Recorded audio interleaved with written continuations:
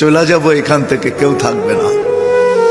যিনি থাকার উনিই যখন থাকেন নাই, কারো কাছে মালাকুল মউত অনুমতি নিয়ে আসে নাই, আসবে না। শুধু একজন মুহাম্মদুর রাসূলুল্লাহ সাল্লাল্লাহু আলাইহি ওয়াসাল্লামের কাছে মালাকুল মউত যখন আসছেন, তো আল্লাহ বলছে বন্ধুর কাছে অনুমতি নিয়ে ঢুকবে। অনুমতি দিলে ঢুকবে, নাইলে ফিরে আসবে।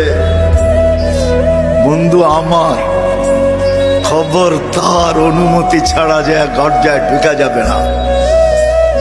আমাদের কারো কাছে অনুমতি নিয়ে আসবে না, ওনার কাছে অনুমতি নিয়ে গেছেন। তারপরও বলছে শোনো, ঢুকার অনুমতি দিলেই কিন্তু হাত রাইখা দিবা না, আবার অনুমতি নিবা, রাখবা কি রাখবা না।